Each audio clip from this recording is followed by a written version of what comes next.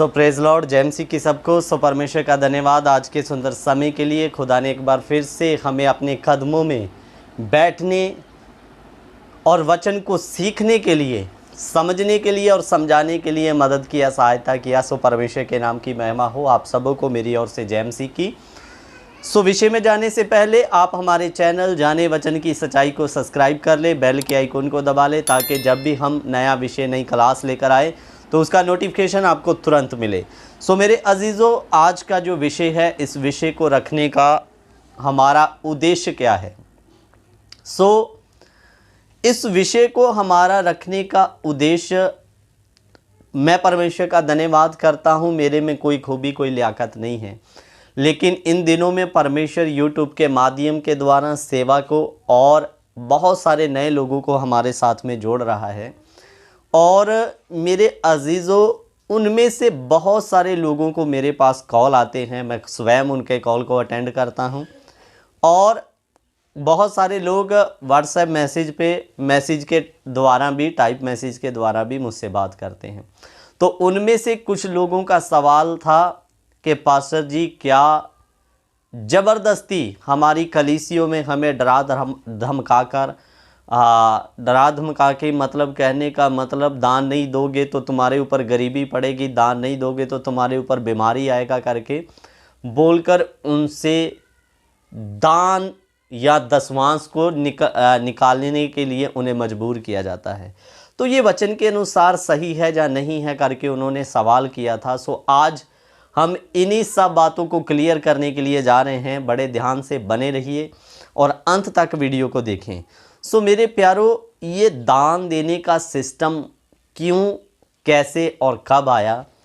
सो मैं आपको बता दूं कि सबसे पहली बार जब हम पुराने नियम में पढ़ते हैं तो अब्राहम ने अपनी कमाई में से जो मतलब पहली बार उसने एक परमेश्वर के मलकीसिदक याजक नाम को, मतलब उन्होंने दशमांश दिया था। सो उसके बाद में जब हम ज़्यादातर देखते हैं तो इस्राएल के 12 गोत्र थे, और 12 गोत्र 11 काम करेंगे। एक गोत्र है लेवी गोत्र, जो परमेश्वर की मिलाप की तंबू की सेवा के लिए चुना गया है। वो कोई काम नहीं करेगा, उसको एक ही काम है, परमेश्वर के मिलाप के तंबू की सेवा करना। 11 गोत्र काम करेंगे और लेवी गोत्र परमेश्वर के मिलाप के तंबू की सेवा करेगा। 11 गोत्र जो कमाएंगे, जो मेहनत करेंगे, उसका अपने जीवन का 10वां हिस्सा लाकर मिलाप वाले तंबू में या परमेश्वर के घर में देंगे, ताकि लेवी लोग उसके द्वारा अपना पालन पोषण कर सके। सो मेरे प्यारों, परमेश्वर को आपका दान, दशमांश नहीं चाहिए। ध्यान देकर सुन लेना। क्या मेरा कहने का मतलब है? परमेश्वर हमको देने वाला है, लेने वाला नहीं है। उसने नारियल का पेड़, क्रिश्चियन लोग नारियल क्यों चर्च में जाकर नहीं फोड़ते, क्यों अगरबत्ती नहीं चढ़ाते, क्यों लड्डू नहीं लेके जाते? कारण, क्योंकि उनको पता ये सारी सुविधाएं परमेश्वर ने हमारे लिए बनाया। नारियल मनुष्यों के लिए है, आप परमेश्वर को नारियल लेने की ज़रूरत नहीं है। उसने वो सुविधा हमारे लिए, मनुष्यों के लिए बनाई। सो मेरे प्यारों, आपका पैसा भी परमेश्वर तो हमें देने वाला है। क्या हम अपने पैसे से उसको दे सकते हैं? नहीं दे सकते। सो कहने का मतलब क्या है, तत्पर क्या है, ध्यान देकर सुनना।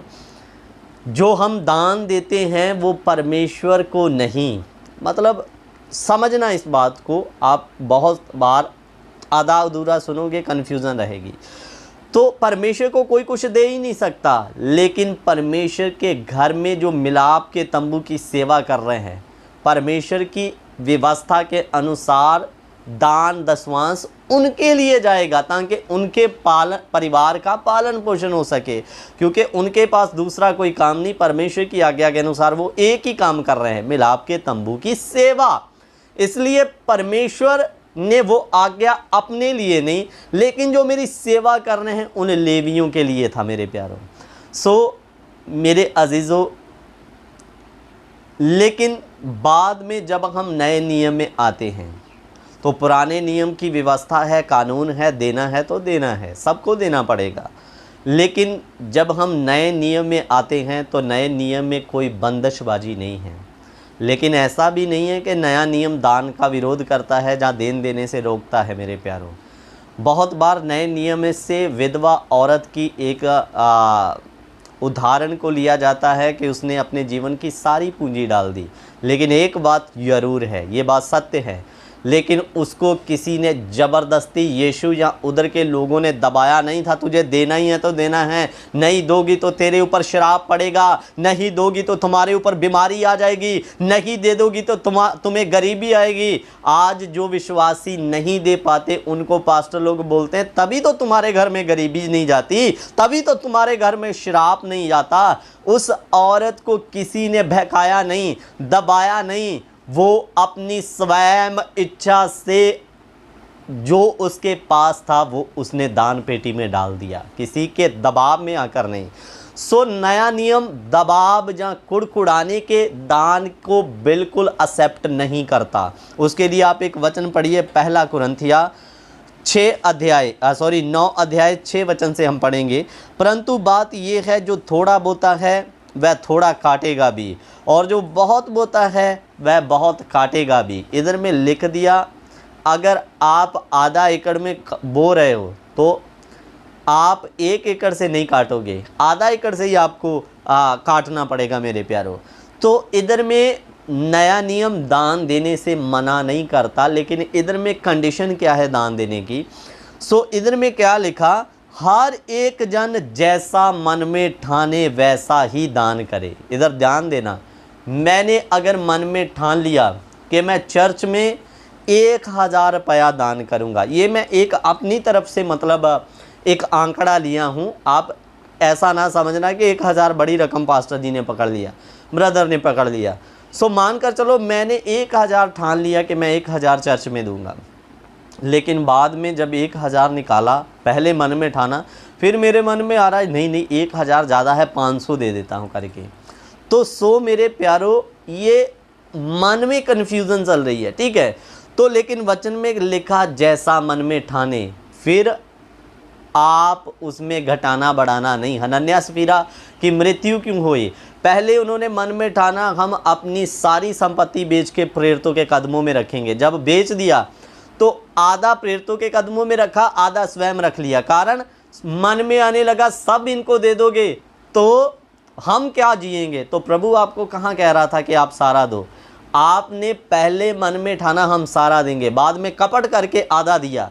सो मेरे प्यारों, इसलिए जो भी मन में ठानो उतना ही दान करो। वचन में लिखा, अगर आपने 500 ठाना है, 100 ठाना है, 50 ठाना है तो उतना दो, उसमें घटाने बढ़ाने की आपको ज़रूरत नहीं। सो इधर में लिखा हर एक जन जैसा मन में ठाने वैसा ही दान करे, ना कुड़ के। अगर आपने ठान लिया 1000 दूंगा, बाद में लग रहा है नहीं ये तो ज़्यादा रकम है यार, मैं 1000 दे दूंगा तो क्या करूंगा।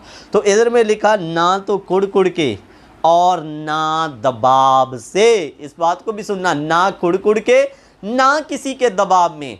आज बहुत सारी कलीसियों में मेरे प्यारों बाइबल में इतनी आज्ञा दी है, सब आज्ञा को छोड़कर हर संडे हर वचन में घुमा फिरा कर लास्ट में सिर्फ दशवांश या दान के ऊपर ही खत्म किया जाएगा, जैसे कि और कोई बाइबल में आज्ञा नहीं, बस एक ही आज्ञा बचा, दान दशवांश का करके।